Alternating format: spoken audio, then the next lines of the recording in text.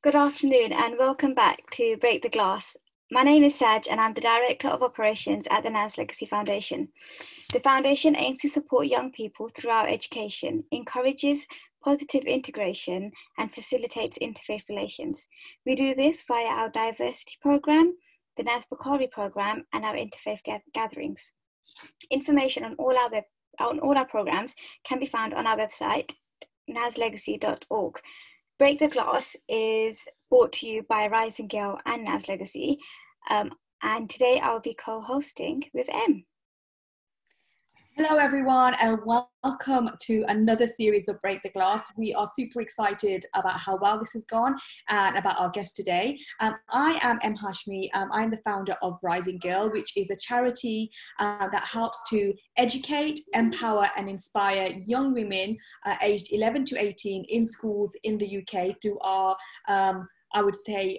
groundbreaking Rise Together program, where we basically have 6 to 8 weeks of really fun interactive learning, and we help our young women overcome obstacles directly or indirectly, which include things like honor-based violence, domestic violence, forced marriage, mental health problems, etc., etc.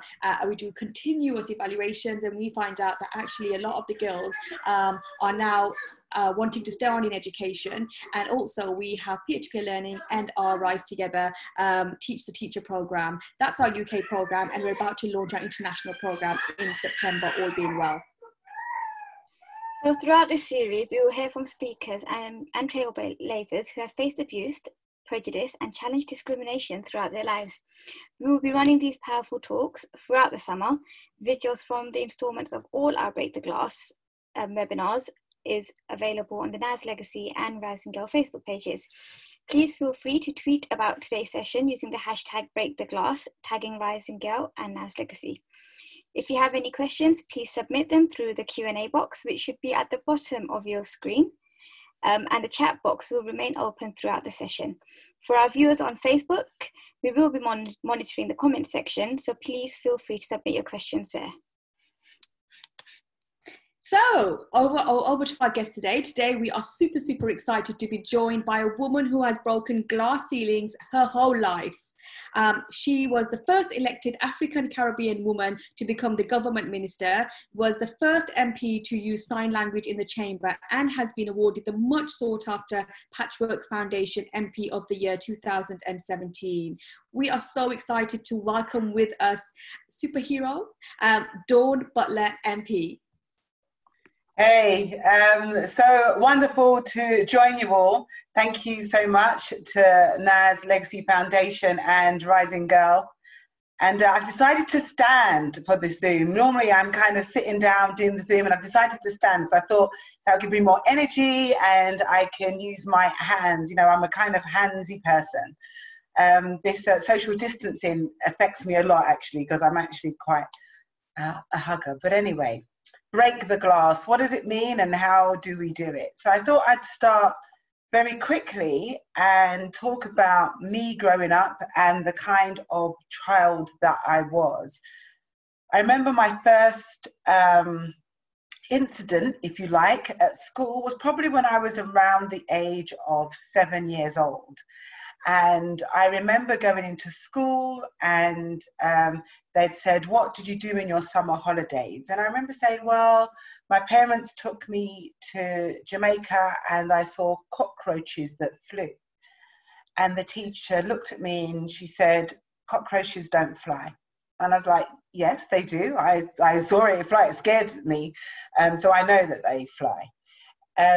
She called me a liar. She told me that I needed to correct my story and that I needed to sit down. Anyway, I was really quite angry about this, and I couldn't get, I was 7 years old, I couldn't argue with this teacher. So anyway, in the end, I ran out of school, I climbed over the wall, I ran home, which was just across the road from school, and I got my dad, who came to the school, who I don't know what words he had with the teacher, but needless to say, the teacher never called me a liar again. And that was probably my first lesson in understanding that when you know something to be true, do not let anybody tell you that it's not. when you know you've seen it with your own eyes, when you know you have felt it, don't let anybody tell you that it isn't true and that's not your feelings. And that's often that we have to contend with, especially when you're a person of color. People are always trying to judge what you said, second guess what you said. Well, don't let them do that. Know that you are who you are beautiful in yourself, and you are enough. And people will come for you only because you are somebody special. If you weren't special, people wouldn't always try to bring you down or knock you down. They're trying to knock you down because you are special. So know that you're special and know that you are gifted. My parents taught me resilience, and I didn't realize they were teaching me resilience at the time. And let me tell you what I mean by resilience. My mum and dad went through a lot of racism when they came to this country. They were obviously called names. They were turned away from places where they went to rent. Actually, my dad came first to try and build a home for my mum to come. But actually, it was a lot harder than he thought because he couldn't get anywhere to stay. They faced a lot of discrimination. The doctor actually tried to kill my brother, as my dad tells me, because they gave him some wrong medicine and they had to rush to the hospital. So they went through an awful lot. But at no time did they really show any bitterness in the stories they would tell me. In fact, my mum used to say, sticks and stones may break your bones, but names will never hurt you. And she used to tell me this over and over again, and it almost used to be like a song. I would go to school, skipping, sticks and stones will break my bones, but names will never hurt me. But then people would call me names at school and I would fight, because actually the names did hurt and I wasn't going to let anybody call me names. So I didn't quite understand why you kept telling me that sticks and stones will break my bones, but names will never hurt me, when names did hurt. And actually, as we've gone forward now, we learn more about mental health. We understand that names and words are very, very powerful. And actually, they can evoke your action, and they do have an outcome. But what they were saying to me is, even though names will hurt, remember you can deal with it. So that's really what they were teaching me, a kind of resilience to that. Because they had to survive what they went through in order for me to get to where I am. And that's why I always look back on the people that have gone before me, and I have an awful lot of respect for those people that have gone before me. When my dad came home one day, and I'd come back from school, and my dad was tired because he worked during the day and he was a musician and he gigged during the night. And he came home and he said, "Where's your brother?" And I said, "I don't know where my brother is. He hasn't come home from school." And my dad ran out of the house as quick as you can imagine. And I didn't know where he was going. But basically, my dad had passed a group of kids all huddled around something. And my dad instinctively knew if my brother wasn't home, my brother was getting beaten up by this group of kids. And he went. And he obviously interacted, saved my brother from a beating. I don't know what happened. All I know is that when they returned from the hospital, my brother was quite badly beaten up. Instead of my dad telling me about this racist incident that happened to my brother, he said to me, "Whenever you see somebody in trouble, whenever you may witness something, no matter how tired you are, never walk on the other side of the road." And so he was teaching me every single incident that happened, every single racist incident that happened. My father was giving me a lesson, a life lesson in what to do, in the resilience of it. My brothers, on the other hand, and I had 3 older brothers and a younger brother, they taught me resistance. They kind of like had enough of that turning the other cheek, and they were just ready for the resistance, for the movement. So my brothers taught me resistance. And they would say things to me like, if I'm driving my car and there's a police driving past, look in my mirror to see if the police car turns around to follow me. And if it does, I must stop somewhere public. They taught me lots of little things on how to resist the negativity that follows with being a Black woman. And I remember them saying to me, if I'm ever in trouble, don't call the police, call them, because they are the people that will help me. They're my family. And that also taught me about an armor of resistance. And I think that as you go through your life, you need to have that resilience and resistance in your life. And if you haven't got big brothers like I have, ensure that you have friends who will help build that armor around you and that resistance around you, because you will need that to fall back on if you ever break a ceiling, a door down, or a barrier, because it's exhausting. Fighting discrimination is totally exhausting. It can sap every life energy out of you. And the way to cope with that is to make sure you've got a charging point. And that charging point are the positive people around you. That charging point can be the NAS Foundation or Rising Girls. That can be your charging point, but make sure you have a charging point. Also make sure you take time out for yourself, that you learn how to take a deep breath when situations are getting to you. It's important to give yourself time. Make sure you protect yourself and your brand as who you are as a person, so that nobody can tell you anything about you. I mean, I am my own worst critique. So if I do a speech, if I write an article, I will critique myself more than anybody else. And so, anybody can say anything to me. I know whether I've done a good job or a bad job because I have critiqued myself. And that's also a way to be honest and to protect yourself. Another thing as well, the practical thing about protecting yourself, and especially for the younger generation now, be careful what you put online, because it's there forever. Be careful who you trust, because it's there forever. Don't let anybody have control over your property of who you are, over your body, over your words. Make sure you protect that first, because if you protect you, then nobody else can then come in and attack that. So protect who you are. Don't send pictures that you don't want out there in the public domain, no matter who that person is, because at the end of the day, you need to protect who you are. And I know I'm running out of time. So let me just, a few more nuggets. Don't dim your light. So there'll be times when you've got a great idea, you're very enthusiastic about something, and then you think, oh, I better not say that, or I better be careful, or such and such. Like, don't dim your light, because dimming your light serves no purpose at all. It might help others, but ultimately it serves no purpose. So don't dim your light. You can shine, and you can let others shine too. There's enough darkness in the world for us all to shine. So don't ever think that you need to dim your light. And I want to kind of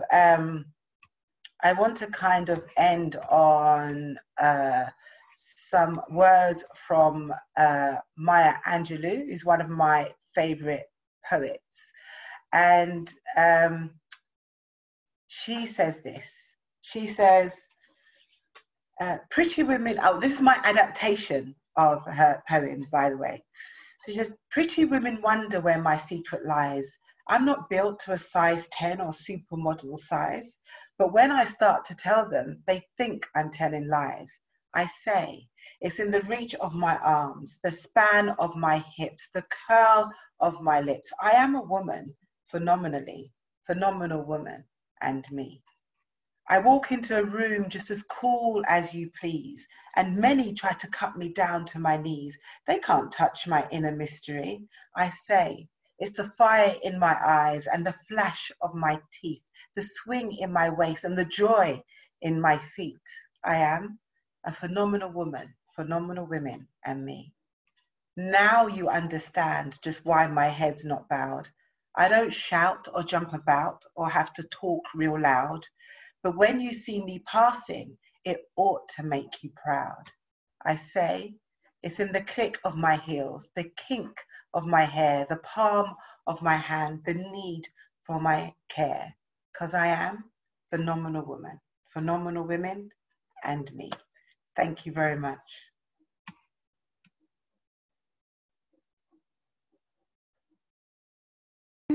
Thank you, Dawn. That was inspirational. And thank you for being so honest about the challenges you face from a very young age. I know we're going to have lots and lots of questions. And anyone who wants to ask a question, please feel free to submit them via the Q&A box at the bottom of your screen.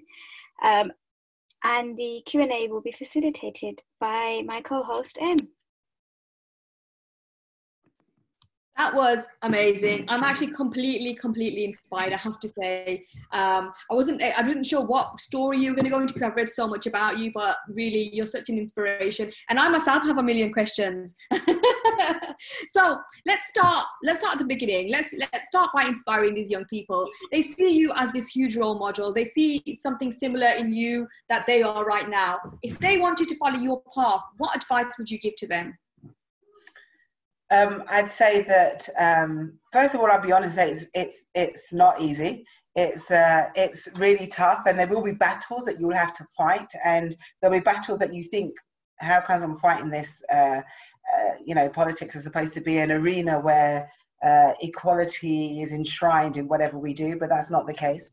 But I would say stick to your guns, make sure that you have good people around you, that you know the rules, even though the rules won't necessarily apply to us in the same way, because there are unspoken rules there are unspoken rules that we will never know about, where people will be successful and you think, well, how come they're successful? I'm just as good. In fact, I'm better. But still, it's good to know the rules. Get involved locally. So whatever political party that you associate yourself with, get involved locally. Make sure you are a part of the system, that you contribute at a local level, that you hold a position. Hold a position like secretary, membership secretary, things like that. Sometimes when you go, especially to Labour Party meetings, they can be very dry, very boring, often uninspiring. I mean, a lot are getting better now, reaching out. But a lot of them can be that way. And then there'll be that person in the corner that always wants to quote the rule book. They're like, section 4C of the rule book that says blah blah blah, and they're just talking rubbish a lot of the time, and they're just trying to throw you off your game. Don't allow that to happen. In fact, if they want to quote the rule book at you, say to them, what part of the rule book? Get it on your phone. Have a look and see if they're saying the right thing. And if you want to question it, don't be scared to question it. There are a lot of things that people think, you have to do this and you have to do that, and you can do it. I've not met anybody who cannot have a position in their local party. So don't be put off or scared about that. Get active and involved, and then come to events and speak at events. Sometimes it can be very intimidating, but speak at events is a good way to get people to know who you are and your views on things. And so that, I would say, it will be a good start, and obviously making sure that you join a political party. You can become an MP, an independent MP, but it is a very tough road to try and do it independently. And it costs money. Standing for positions costs money. And it's not fair and it's not right. And the way you do that is to get a sponsor or a trade union to help. But, to stand in any position will cost you at least $2 or $3 grand, and that's just to get leaflets printed and stuff. So you need to really get some support from somewhere. Fantastic. Now, do you think it's easier for a BAME person to now follow their political dreams, especially with the Black Lives Matter movement and everybody talking about wanting to be more fairer and wanting to make sure that their organizations and definitely in politics, they want to make sure that it's really very representative. Do you think it's now easier for a person of a BAME background to go into politics, or do you think the challenges are still there? The challenges are still there, and the struggle is still real, and it's still very hard, and people will still question who you are or why do you think you can be a politician. But there are more people of colour coming through. There are more people of colour in Parliament than ever before. We are in greater numbers than we've ever been before. And I think what Black Lives Matter has highlighted is that we need to have people that look like you and I around every single decision-making table in every single company and organisation. Otherwise, it won't be the best. And so people are now, I think, coming to that realization that those people that necessarily rise to the top are not necessarily the best. They're just some people who often, not always, but often have been privileged in some way, and the kind of privilege that's not afforded to somebody like me. And every year I kind of have a theme that I talk about. And a couple of years ago, my theme was about getting rid of the ladder of success, or the career ladder. Because the career ladder is built for one person to walk up this ladder. And what often happens, you find in workplaces, is that that one person will get to the top, whether it's the one woman or the one gay person or the one African Caribbean person, the one Asian person, and then that'll be it. It'll be like, okay, box ticked. Or even sometimes that person who's reached the top might think, I need to be the only one, because if everyone else comes, the attention, I'll lose the attention, when actually we are stronger in numbers. So you will need to get more people around the table, not fewer. So I talk about getting rid of that ladder of success and laying the foundations for an escalator, so that you can just progress just naturally, just by doing your job. Once you're on the first step of that escalator, you should be able to just move up just by the quality of your work and skill, rather than having to struggle up each rung of a ladder where they're throwing another form of trope at you, or, as an African Caribbean person, they'd often say, oh, Black people are lazy, that's a trope. Or, we always have to work twice as hard just to get the same recognition, or we can be visible and invisible at the same time. You think, how does that happen when I'm a person of color, where I'm quite clearly visible? How can you not see me? So if we had a foundations for an escalator, then, press would be a lot smoother. And the other thing, when I talk about privilege, I say privilege often presents itself as the lift. So the people that get to the top without even trying, they don't care about the rung at the ladder, they're not standing on an escalator, they just go straight into the lift, press the button, and they're at the top. That is what privilege presents itself and manifests itself as. And we want to get to a stage where everybody can have that choice. Everybody can get the secret code for the lift and get in the lift and press the ladder. So we need to get to that point. And we get to that point by talking about the barriers, breaking them down, letting people understand and see that it is real. There are real barriers. And just because I've made it as an MP, it doesn't mean that it wasn't incredibly difficult and incredibly hard, and I had to have so many barriers. And the other thing that I say, and I'll remind me to end on some words from John Lewis, a congressman and freedom fighter that died a couple of weeks ago. But I say, like, people often say, oh, stop complaining, you've got a chip on your shoulder, everybody's got the same battles. You both had to run 100 meters, what are you complaining about? And I say, yeah, but mine had hurdles. And then you just close down the argument that way. Oh, brilliant. I really want to get into the questions, but I just need to ask you one other thing. So obviously reading so much about you, and I also read something, a story that, when you were first going into Parliament, some people thought that you were actually part of the housekeeping rather than being there as a member of Parliament. How did that make you feel? Did that knock your confidence, or did that give you that extra boost? And second of all, once those people found out who you actually were, how did they deal with their issues? And has that ever happened again? So there are so many kind of situations, and there's microaggressions that happen. And, there's times we've got to deal with it and times we haven't. But that time when I got into the lift and they said this lift isn't for cleaners, I was taken back because I was just like, what kind of conversation is that to be having in a lift? Do you know what I mean? And I was like, first of all, there ain't nothing wrong with cleaners. And secondly, what makes you think I'm a cleaner? Why have you jumped to that conclusion? And it was that superiority, like this, like I should not have been in that space. Like, how dare I be in a space that is meant for these privileged, you know, white men? How dare I, as a Black woman, be in the same space as them? And it's like, I've been elected the same as every single one of you. In fact, I worked harder. And that's the thing, the fact that we have to work twice as hard to get equal recognition means that we are twice as good as soon as we walk into the room. And we need to start understanding that. We need to start understanding that, yes, we've worked twice as hard to get recognition, but it means we're twice as good. So we don't let people put you down, because you are already overqualified when you walk into that room. Has it happened before?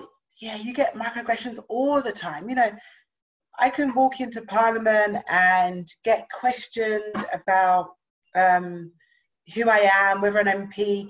Remember, when I first entered Parliament in 2005, I was one of only 2 Black women. There was just me and Diane Abbott. And yet still, one, hardly anyone could get my name right. They would call me Diane. 2, they would always ask me for my pass, because obviously I'm not recognizable, am I? In a sea, you know, of all these white faces, one of only 2 Black women, of course you don't recognize me. So yeah, stuff like that still happens. Brilliant. Okay, let me go on to the questions now. So Sharon just wants to say, thank you, Dawn. Inspirational as always. Keep on shining. Tessa basically just sent some emojis. Pass those on. And then let's get to the questions. Rebecca Lloyd wants to know, do you think this is a time for change? I believe we need to continue the monument as we seem to be having the support of the media, such as the BBC and Channel 4. Yes, I think this is the time for change. I think what makes it very different, so I've been on plenty of marches and rallies, and you know, I've challenged, and I've been challenging for many, many years. I think what makes this different is that we're now seeing generations come together. So my parents, they fought, and they fought in their own way. And they fought to make sure they got their own place. They had something called a partner, because the banks wouldn't lend to African Caribbean people. So they had a partner where they all put money in, and then you'd have, it's called a draw, where basically they withdraw money. So each month, one person would get a group of money, and that's how they bought their own houses. That's how they bought their cars. There was only one photography studio that would take pictures of Black people. So everybody had the same frame. You go into everybody's house and they all had the same frames, because there was only one place. There was only one place that would sell to them. So they had their struggles to survive. And I've been on, I say, many marches, and my brothers, as I say, they were like the resistant movement. So they were the fighters, just fighting. But now we've got all of that. So you've got my parents' generation, my brother's generation, my generation, then another generation, believe me, and everybody's fighting together for justice. And then it's not just Black and brown people fighting, Black, brown, white people are all fighting together, because injustice is injustice. We want a just society. We want a society that works for everybody. And people are like, well, why shouldn't it? You know, this is wrong. And also, we are so integrated. So many people have different friends from different backgrounds, and just like, well, I don't want my friend to be treated differently. So everybody's fighting together. And because we've got this generations of people fighting together is why I truly think that we will start to dismantle the systemic and structural racial barriers that stops progress, so that we can have a system that works instead of a system that discriminates. And where we've got systems that discriminate, it's time for us to dismantle those systems, because, you know, some of us are kind of tired of the fight, and what we want is for things to change and equality and fairness to run free. Brilliant. Okay. So the next one is from someone who wants to say anonymous. Hi, a wider question about being out of your comfort zone. I am going for a position above my current one that I am qualified for on paper, but I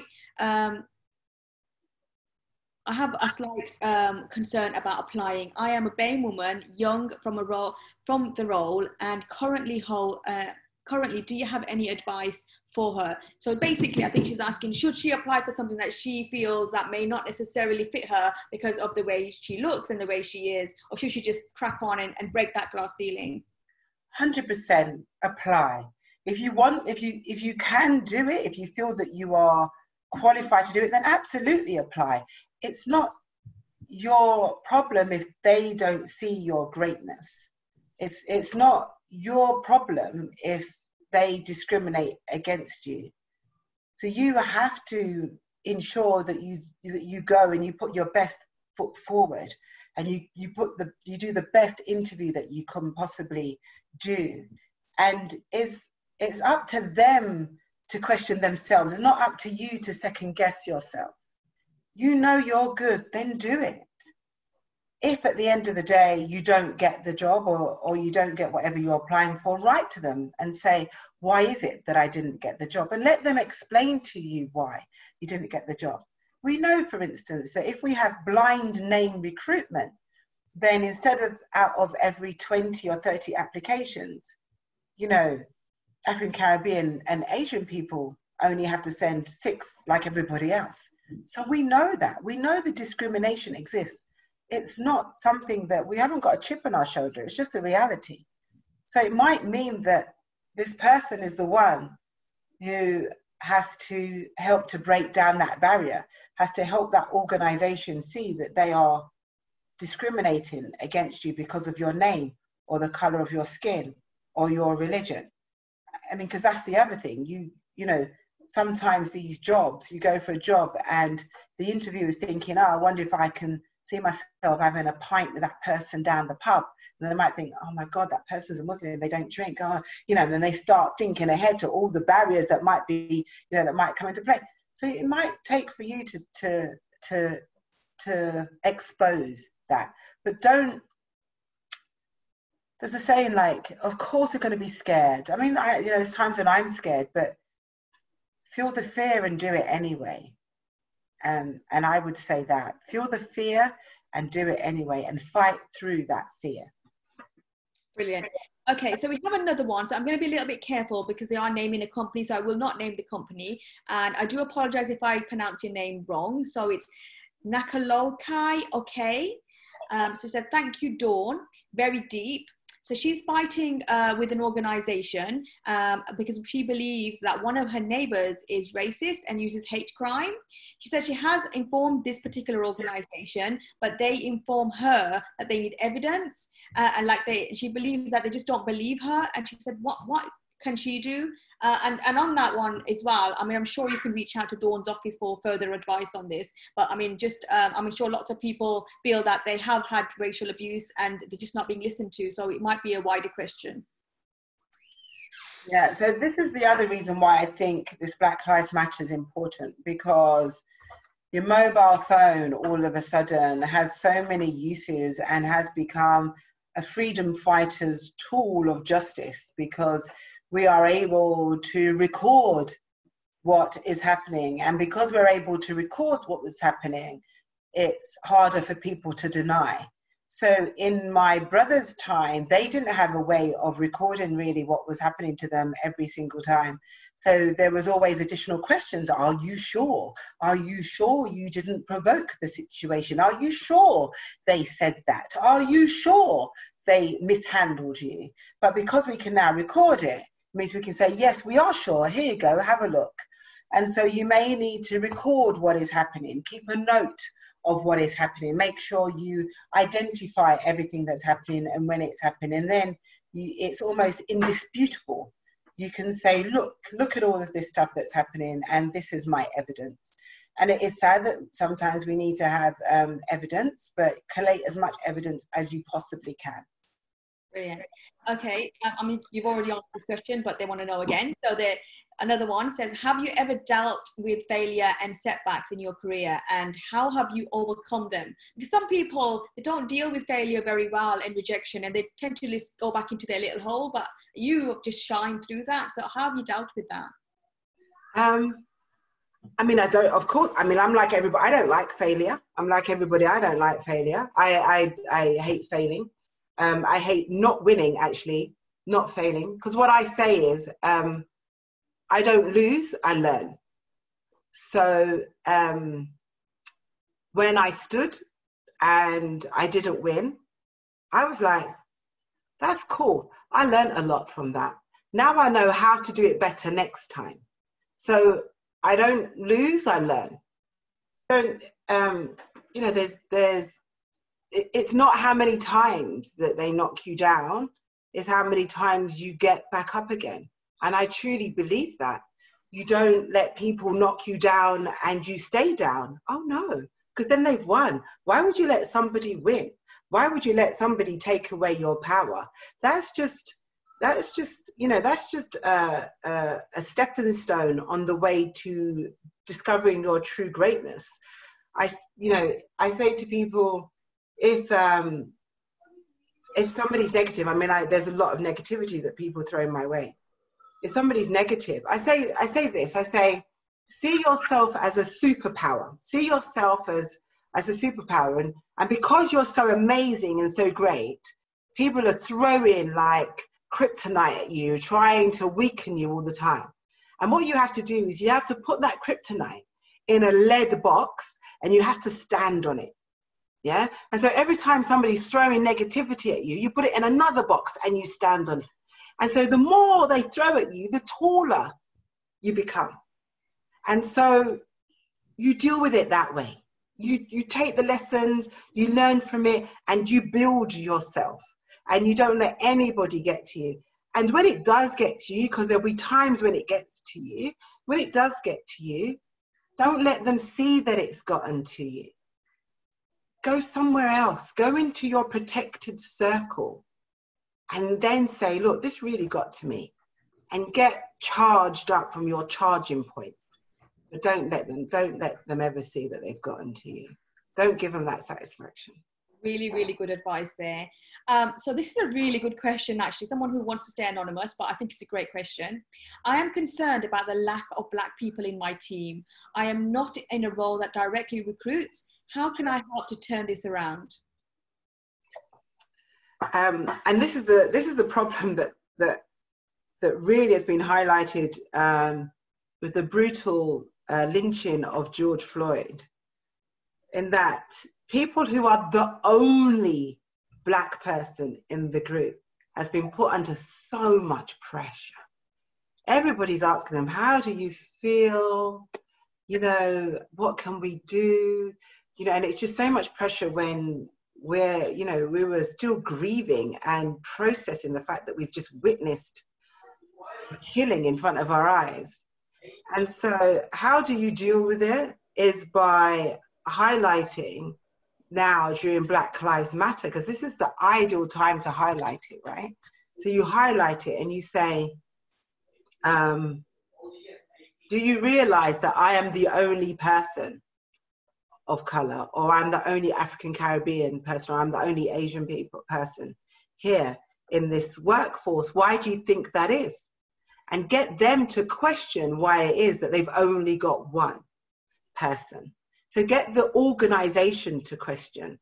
I'm developing an online questionnaire. If you look at I've got an APPG group, an all-party parliamentary group, GAIL, Governance and Inclusive Leadership, appggail.com, I think it is, I can't really remember, but if you Google APPG GAIL, there's a really good maturity matrix, which is a checklist for organizations to go through, and it's completely free. And get them to go through that and get them to kind of question if they have failed as an organization. I mean, right now, you've got a lot of people who are genuinely trying to do better. And so use the fact that they are genuinely trying to do better to move the dial on what's happening in your workplace. So use this moment to do that. Brilliant. And I would say myself that where I work, I've questioned that so many times. I'm normally always the brand face, and I'm like, well, why isn't this more reflective? And why are we cannot do this and that? And it's, oh, we completely understand that, but you know, there's just not the opportunities. And it's the same kind of script that you get time and time again. You just don't seem to have an answer for it. And it's just like, you know, I'm like, yeah, but you want to be more reflective of, you know, I don't want to give away where I work, but, you know, of the audience that you serve, and, you know, you're not. And it's like, we understand that, and we completely agree that, and these are targets we want to get, but, you know, the people that are, you know, out representing us are not us. So it's a really hard one, because you just keep hitting a brick wall saying, well, there's just no opportunities, we just don't have the funds, it's just, you know, we just have to wait till somebody leaves, So you do hear it a lot. Absolutely. And then the other thing to say is that the organizations that have diversity at the very top of their organization, on average, make between 15 and 25% more profit than their nearest counterpart organization. So sometimes we can't win the hearts and minds of the organization. So we talk about the bottom line. So you want to make more money, get more diversity at the top, and then you'll make more money. That's a very good answer, actually. So I'm going to go to a comment. I'm going to pronounce his name wrong again. Nakolkai Okai says, very inspirational. I don't lose, I learn. That's nice. Okay, so we have a question here from Tessa Monroe. Hi, Dawn. Thank you for the work you've done for Brent. I also attended the event Raising the Bar at the House of Commons. Thank you for opening the door and creating that space. You've also been involved with an event aimed at companies, human resources and BAME in the workplace. How can we address some of the issues within the workplace and enable positive change? Are there any future events planned? At the moment, we can't have any events because of COVID and social distancing. So at the moment, there are sort of no events sort of planned in that way in Parliament. But there'll probably be some other events planned in regards to businesses. I think businesses have to do internal audits, and they have to be done in a way that's anonymous, so that people do not feel exposed. We have to ensure that we make businesses care about diversity, and that means it has to be linked to key performance indicators.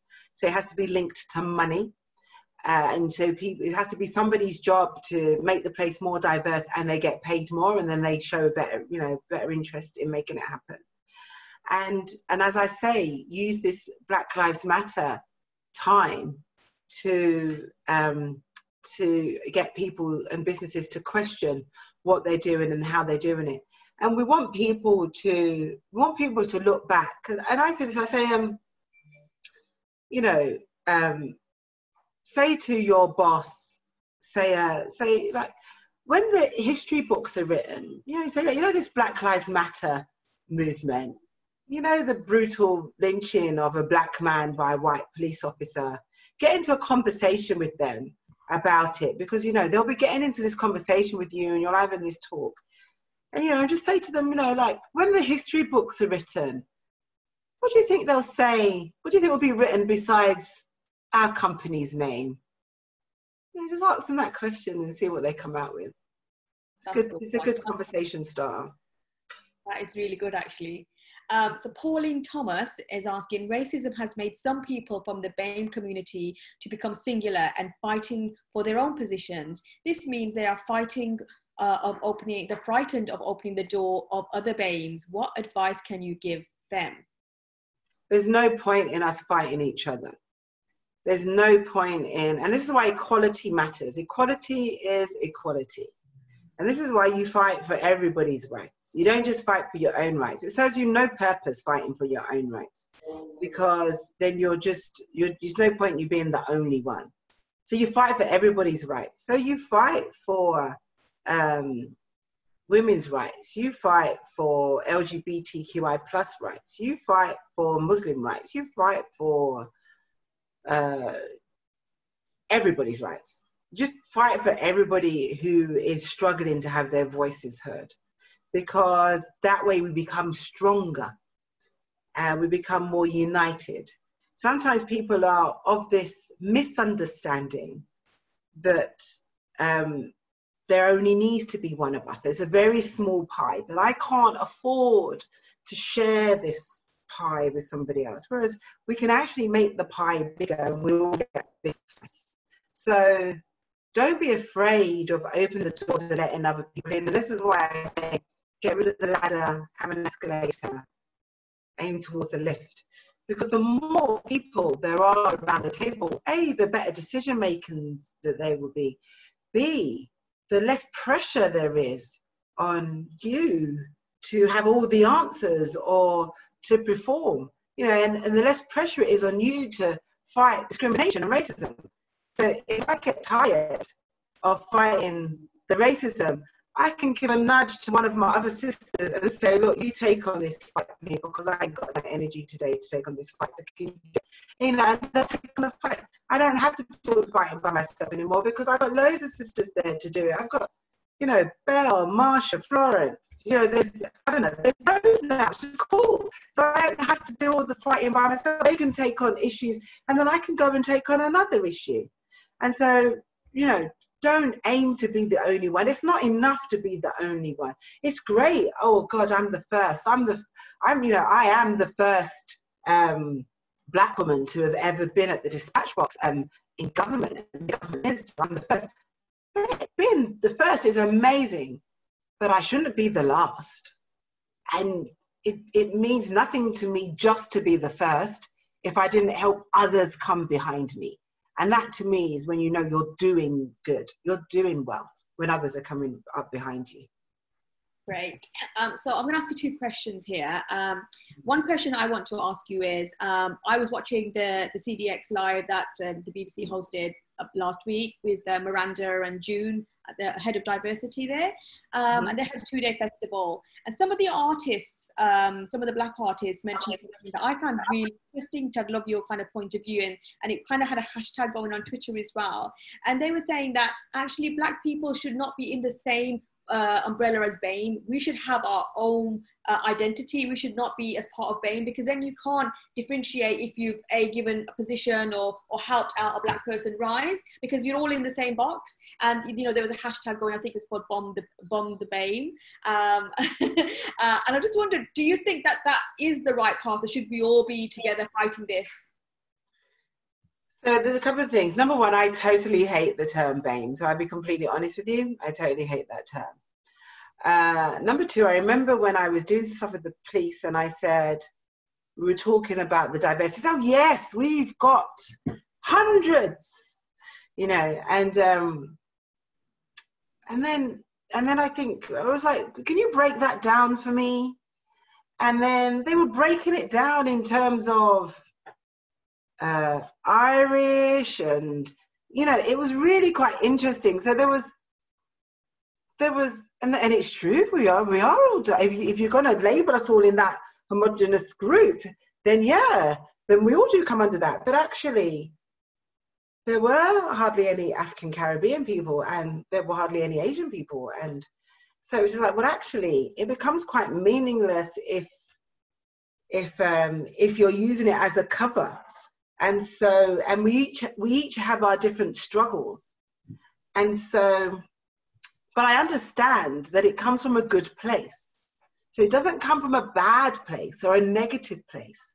It's people trying to identify and move forward on the issue. So I understand that. So it is quite layered and quite complicated. So I understand that. But I would rather that we do separate. And so that's why we sort of, you kind of, you know, you hear terms like the visible minority and things like that. So we can start breaking it down a little bit more. I am very comfortable with the term Black. There was a time when there was political Black.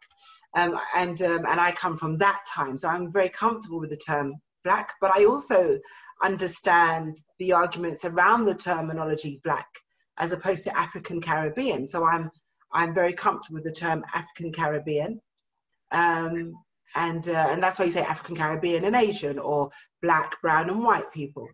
And and it is, and also there is the argument that, you know, when people say, oh, why do you have to do all these identity politics? We're all the same, we're all human race. Yes, of course we are. And I wish that everybody was treated equally and equitably, but that isn't the case.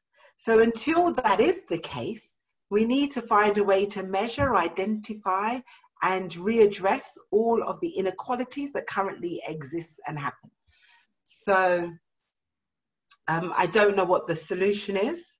I just know what I like and use, and the terminology that I like and use, and what I try and promote whenever I'm doing an event or speaking. Cool. But do you think that it should be, you know, a box for Black people, a box for Asian people, but then Asian is a massive thing as well, because there's so many, we're so different. And do you think you should be differentiated like that, or do you think that BAME is just kind of clubs us all together and it's just overrated now? Yeah, so I think BAME has its issues. I also think if we spend a lot of time trying to talk about how we identify, then it takes us away from fighting the injustice.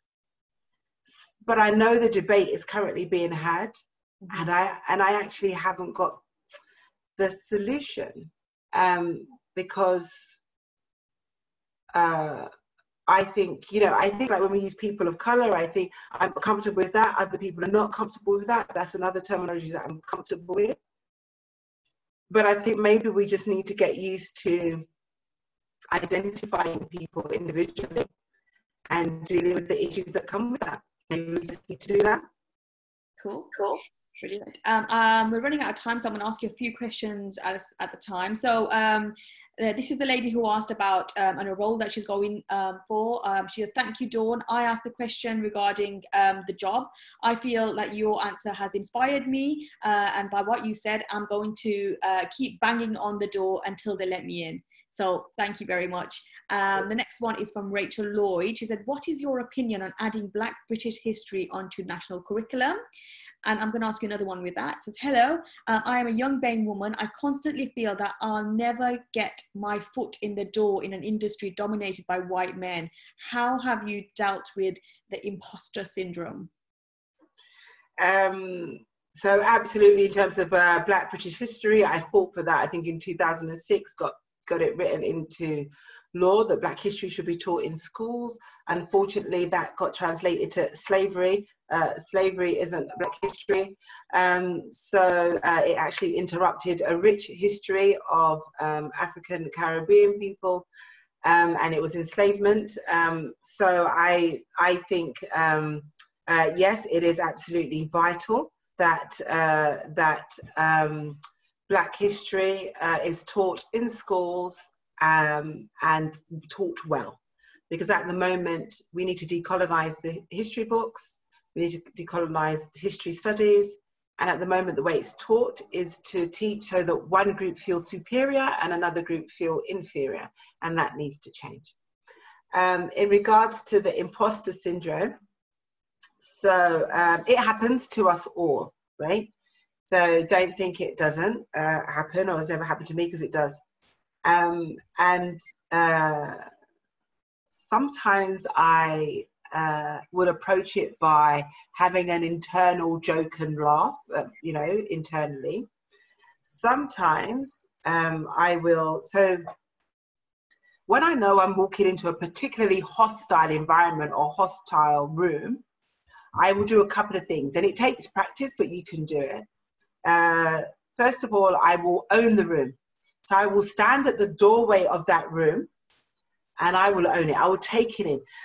I'd breathe in everybody that's in that room and literally just spit them all out. Do you know what I mean? So I've already owned everyone in that room. So they can't own me because I've owned them.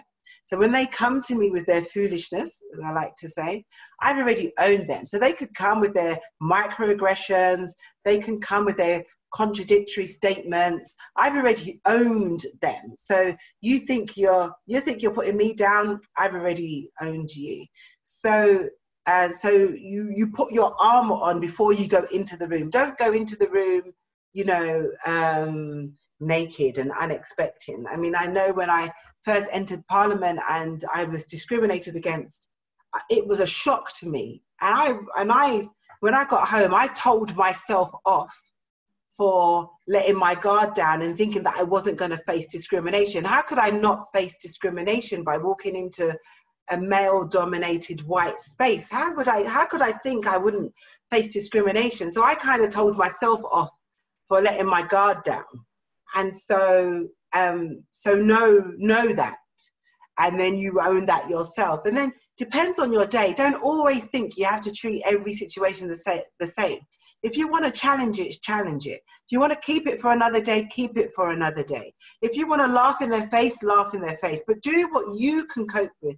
Don't give yourself any additional mental health stress by always feeling that you have to deal with every single microaggression that happens to you. You might want to save it for another day. You might want to tell the person, you know what, I don't appreciate what you've just said, but I haven't got time to deal with you now, and just walk away. And you've dealt with it in your own way, and you've kept your sanity, not having to have, a pointless argument with somebody who's racist. Brilliant. I'm going to ask you these quick 2 questions because we are running out of time. I'm just going to just ask them, and I'm literally not going to have, you're not going to have that much time to answer them, but I'm going to ask anyway, so you know. This one's from Anonymous. I feel that we have a problem in our schools. Young Beng people should be lifted and focused on, so when they're young adults, they have the same life chances as their white counterparts. How can we change this? Another one thinks, I think that racists and people with prejudice should be felt sorry for. They are not a part of the beautiful club we are a part of. We have an experience each other's culture and food regardless of the colour and religion. Lastly, Pauline wants to know, do you agree that the unions have a long way to go in terms of equality, which includes gender and colour inequality and the lack of them, not achieving senior positions within the union or politics? Do you think the UK will ever have a Prime Minister of colour? Now, you don't have to answer all of these now. I'm sure we can send you a list and you can answer them later, but if you want to touch on a few of them now before we run out of time, that would be great. I hope so. I hope we will have a Prime Minister, but one that understands race. There's no point in having one in there that doesn't understand race, because that will just set us back decades. And yeah, the unions still have a long way to go. And Roger McKenzie standing to be the General Secretary of Unison, that would be a good start if we got him elected. I can't remember the other one. But yeah, write to me and I can respond. Brilliant. That was absolutely fantastic. Thank you so much. I mean, oh my God, there's so many questions and just not enough time. It just shows there's such an inspiration. I just want to say that, once we're out of this lockdown, I'm sure we definitely would love to invite you to one of our schools so you can meet these girls. It can be totally blown away from you. And I'm sure Naz Legacy would love you to do the same.